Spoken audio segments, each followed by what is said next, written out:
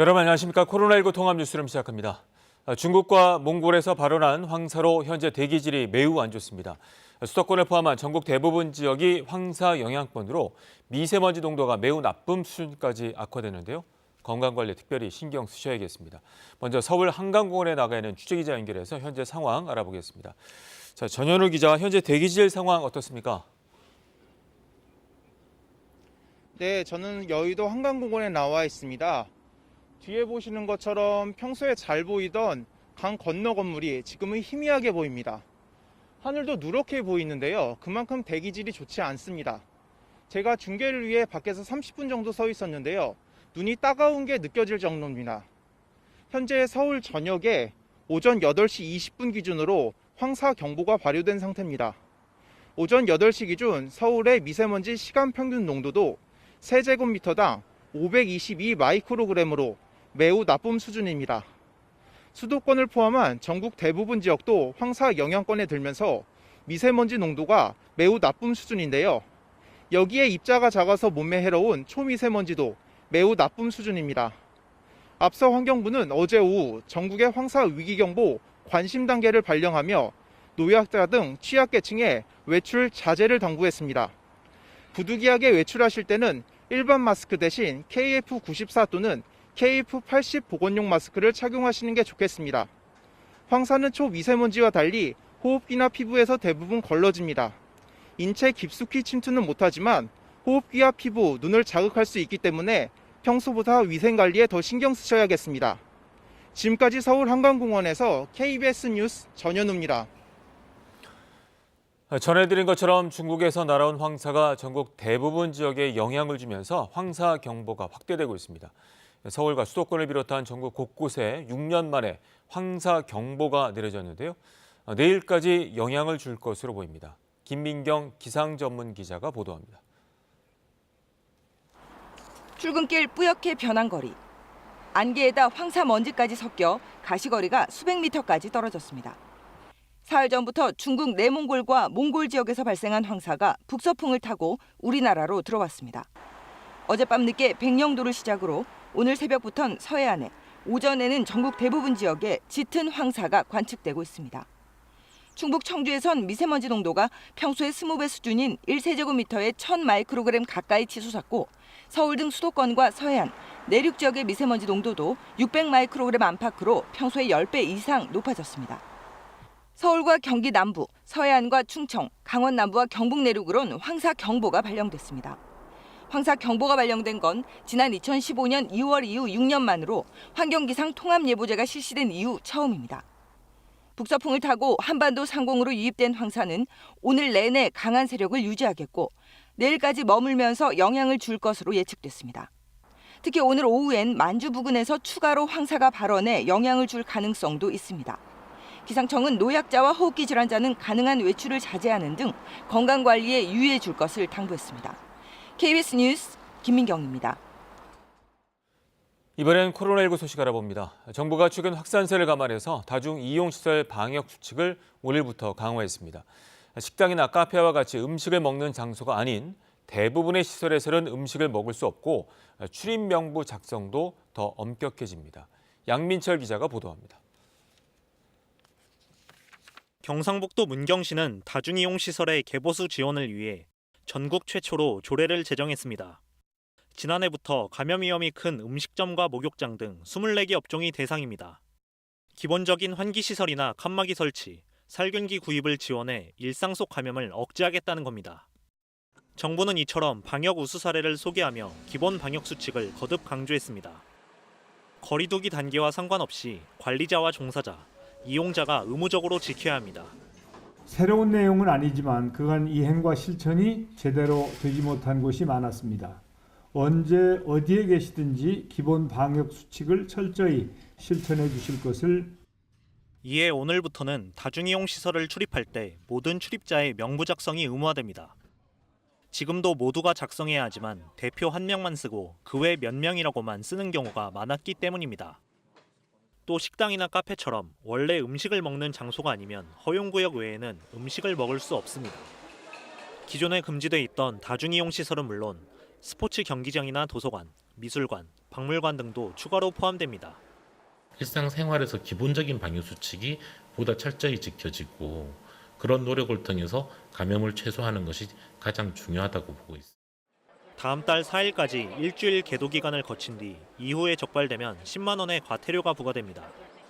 정부는 또 벚꽃 등 개화 시기에 맞춰 다음 달 30일까지를 방역 집중관리 기간으로 정해 전국의 자연공원과 놀이공원, 지역축제 등에 대해서도 집중 점검할 방침입니다. KBS 뉴스 양민철입니다.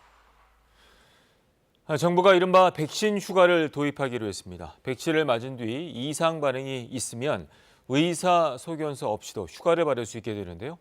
강푸른 기자가 자세한 내용을 전해드립니다. 백신을 맞은 뒤 가장 흔히 나타나는 이상 반응은 접종 부위 통증이나 근육통 등입니다. 대부분 이틀 안에 회복되지만 사람마다 아픈 정도는 다를 수 있습니다. 독감 걸려서 전신 근육통이 있어 보신 분들은 딱 그 정도라고 생각하시면 될 것 같고요. 질병관리청이 백신 접종자들을 조사해봤더니 32.8%는 접종 후 불편함이 있다고 답했습니다. 특히 일하기 힘들 만큼 아픈 경우가 잇따르면서 정부가 백신 이상 반응 휴가 활성화 방안을 내놨습니다. 다음 달부터 75세 이상 고령층과 장애인, 교정시설 입소자와 종사자 등으로 접종 규모가 확대되는 데 따른 조치입니다. 우선 경찰과 소방 등 사회 필수 인력은 접종 다음 날 병가를 신청할 수 있습니다. 만일 이상 반응이 있다면 의사소견서 없이도 접종 이틀 뒤까지 쉴 수 있습니다. 민간 기업에는 임금 손실이 없도록 유급휴가를 주거나 병가를 활용할 수 있게 할 방침입니다. 고용노동부에서 사업장 대응 지침을 배포하고 산업통상자원부에서는 대한상의, 경총 등 경제단체와 산하기관, 주요 업종별 협단체들의 협조를 요청할 계획입니다. 또 감염병 예방법 개정 등을 통해 백신 휴가에 대한 법적 근거도 마련할 예정입니다. 미국 뉴욕주에선 백신 접종자에게 4시간 유급 휴가를 주는 법안이 시행되고 있으며 일본 정부도 비슷한 방안을 검토하고 있습니다. 한편 식약처는 백신 중 유일하게 1회 접종으로 개발된 얀센 백신에 대한 첫 전문가 자문 결과를 오늘 발표합니다. KBS 뉴스 강푸른입니다. 부동산 투기 근절 대책으로 모든 공직자들이 재산을 등록하는 방안이 추진됩니다. 또 공직자가 부동산 투기로 부당 이익을 얻었다면 법 조항을 소급 적용해서라도 이를 몰수하기로 했는데요. 정부와 민주당이 협의한 투기 근절 대책 개연우 기자가 보도합니다. 민주당과 정부, 청와대는 우선 재산 등록 대상을 모든 공직자로 넓히기로 했습니다. 9급 공무원까지 150만 명 정도가 대상입니다. 공직자 부패 방지 차원에서 재산 등록 대상을 전체 공직자로 확대할 예정입니다. 특히 부동산 관련 일을 맡는 공직자는 업무 지역에서 부동산을 새로 사는 일이 원칙적으로 금지됩니다. 부동산 투기로 얻은 부당이득은 소급 적용이 가능하도록 법을 고쳐서 몰수하는 방법도 추진하기로 했습니다. 당정은 부동산 투기 행위를 친일에 비유하기도 했습니다. 친일, 반민족 행위자와 같은 단열로 규정해야 한다. 그런 차원에서 공직자 부동산 투기 범죄를 다뤄야 된다. 국회 문턱에 걸려 있는 이해충돌 방지법 처리에도 속도를 내기로 했습니다. 민주당은 당장 국회 회의를 잡자고 야당에 촉구했는데 국민의힘은 추가 심사가 필요하다는 입장입니다. 문제를 해결하는 방법으로 가야지 또 다른 논란을 낳고 이것을 어떤 규제와 억제와 탄압의 수단으로 사용할 수 있는 가능성이 있기 때문에 당정의 대책은 오늘 문재인 대통령이 주재하는 반부패 정책협의회에서 논의됩니다. 이 자리에선 부동산 적폐를 청산하겠다는 내용의 문 대통령의 강도 높은 메시지도 나올 것으로 보입니다. KBS 뉴스 개연우입니다. 방금 들어온 코로나19 소식 알아보겠습니다. 오늘 0시 기준 신규 확진자는 384명으로 집계됐습니다. 취재기자 연결합니다. 김유대 기자, 신규 확진자 현황 전해주시죠. 네, 오늘 0시 기준 코로나19 신규 확진자는 모두 384명입니다. 국내 발생은 370명, 해외 유입 사례는 14명으로 집계됐습니다. 위중증 환자는 100명이며 사망자는 4명 들어 지금까지 누적 사망자는 1,726명입니다.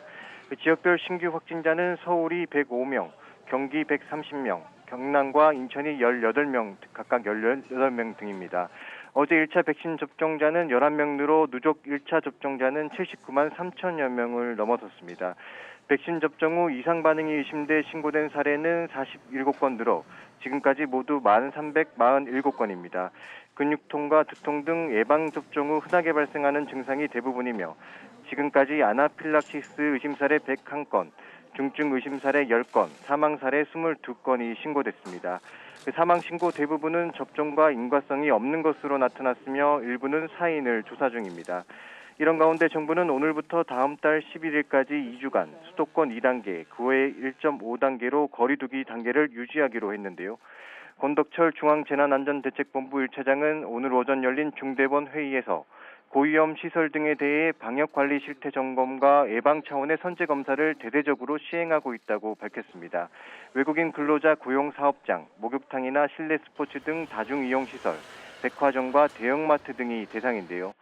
특히 3월 들어 집단 감염이 발생하고 있는 외국인 근로자 사업장에 대해선 대다수의 지자체에서 선제적인 전수검사를 하고 있다고 강조했습니다. 방역당국은 이 과정에서 외국인에 대한 차별이나 인권 침해로 오해되는 사례가 없도록 할 것이라고 밝혔습니다. 지금까지 문화복지부에서 KBS 뉴스 김유대입니다. 서울시장 재보궐선거 소식입니다. 민주당 박영선 후보와 국민의힘 오세훈 후보가 오늘 밤 첫 TV 토론을 벌입니다. 어제 여야 후보는 서울 강남권에서 휴일 유세에 집중했습니다. 보도에 신지혜 기자입니다. 민주당으로선 지지세가 약한 서울 강남. 박영선 후보는 재건축 이슈에 민감한 강남 유권자를 향해 아파트 35층 층고 제한을 풀고 또 공공과 민간이 함께하는 재건축 재개발을 제대로 추진하겠다고 강조했습니다. 제가 시장이 되면 그동안 재건축 재개발 추진이 느렸던 곳을 한 곳 한 곳 직접 찾아가서 챙겨보겠습니다. 서초구의 경부고속도로를 지하화하고 여기에 공원과 반값 아파트를 짓겠다고도 했는데 악화된 부동산 민심을 달래기 위한 약속입니다. 국민의힘 오세훈 후보는 강남권에서도 최근 높은 지지세를 보이는 청년층을 집중 공략했습니다. 유세 차량에는 20, 30대 유권자가 올라 여권의 도덕성을 비판했고 오 후보는 마이크를 넘겨받아 문재인 대통령이 분열의 정치를 한다고 주장했습니다. 젊은이들 무섭습니다.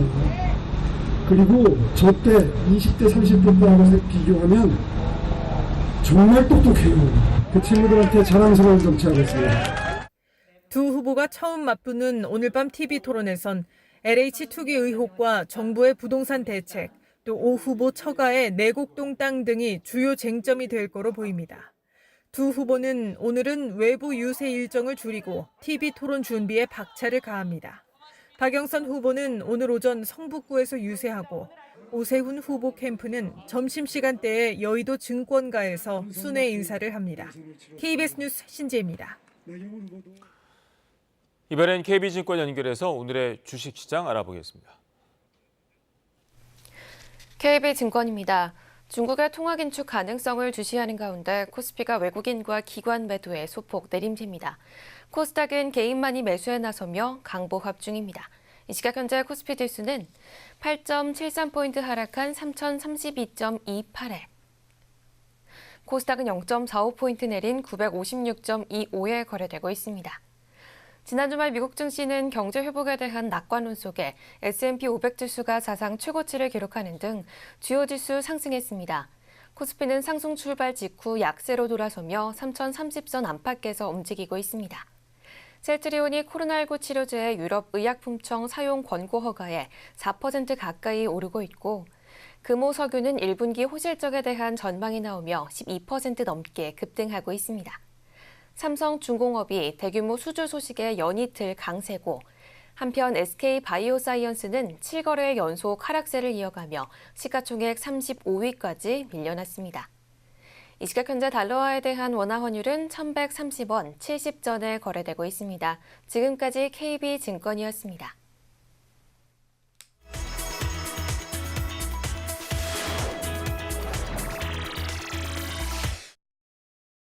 독일군이 2차 세계대전 당시 암호를 생성했던 기계 에니그마가 발트해에서 또다시 발견됐습니다. 독일 북부 플랜스부르크 근처 겔팅만. 세계 자연기금 프로젝트로 잠수팀들이 해저에 버려진 어망을 수거하는 중이었습니다. 그러던 중 한 어망에 타자기처럼 생긴 무언가 걸려있는 걸 발견했습니다. 2차 세계대전 때 독일군이 사용했던 에니그마라는 암호기였습니다. 에니그마는 그리스어로 수수께끼를 뜻합니다. 1918년에 만들어진 에니그마의 암호체계는 말 그대로 해독이 매우 어려운 것으로 유명했습니다. Auf elektromechanischem Wege wurde eine Funkbotschaft verschlüsselt, versendet, dann wieder entschlüsselt.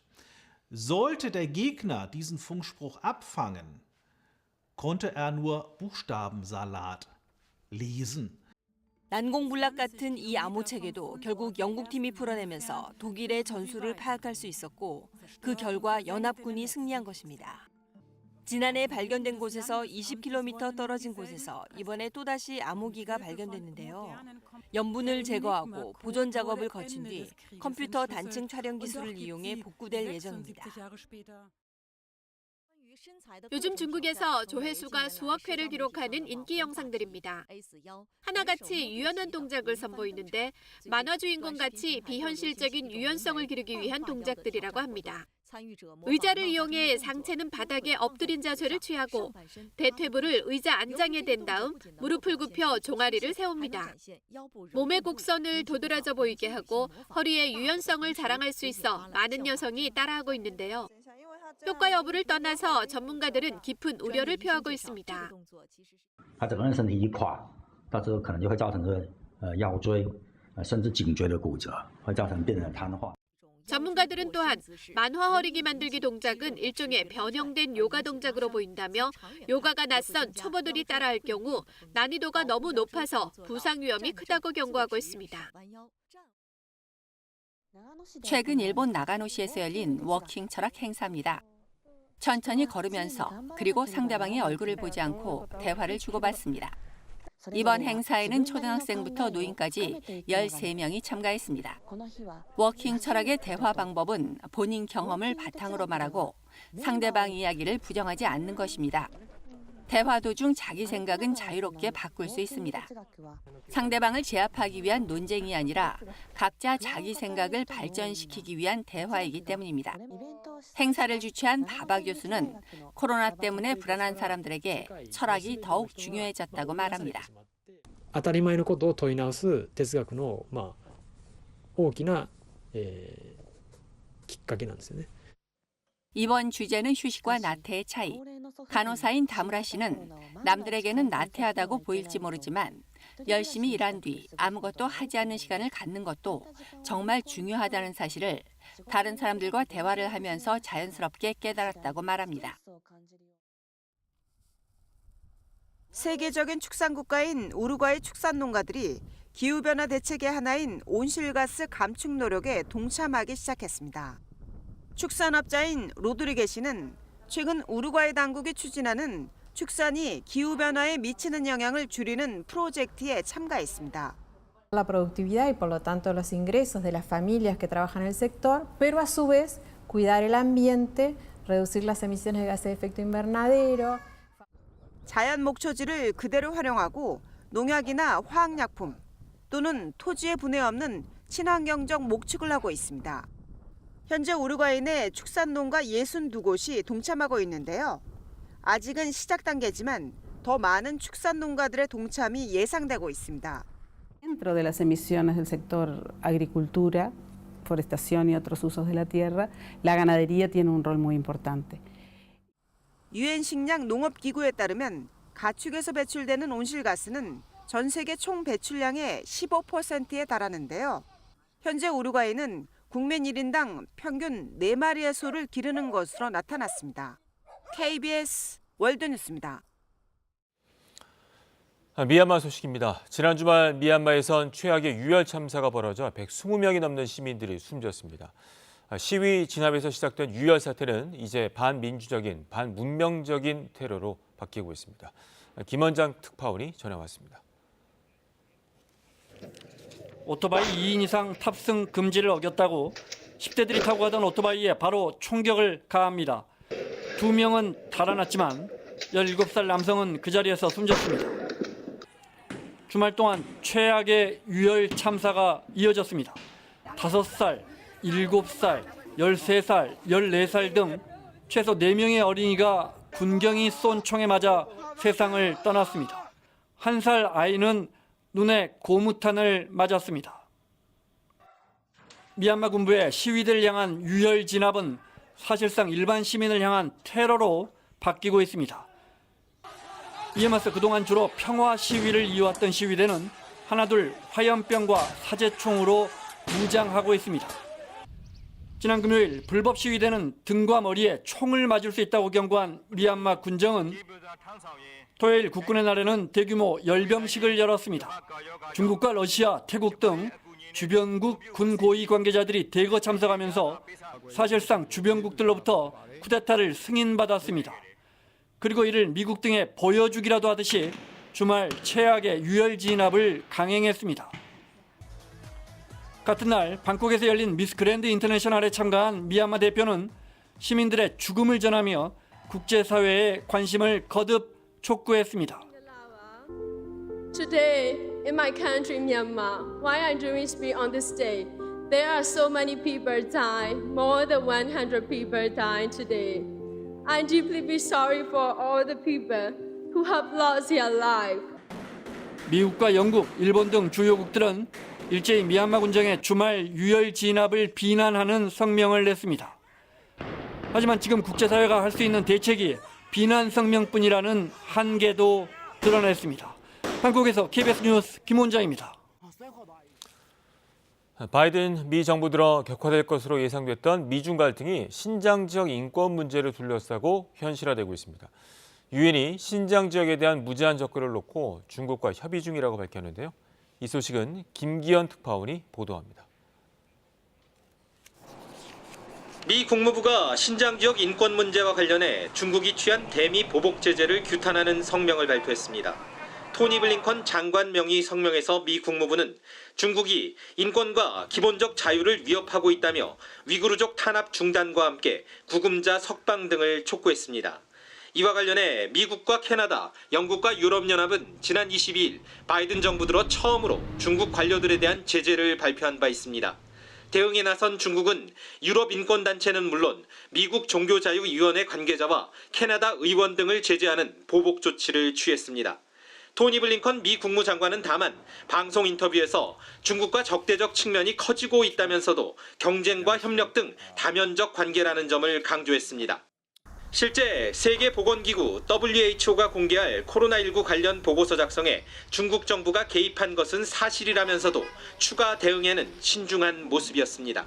Let's see what comes out in that report, but we do need to have both accountability for the past, but I think our focus needs to be on building a stronger system for the future.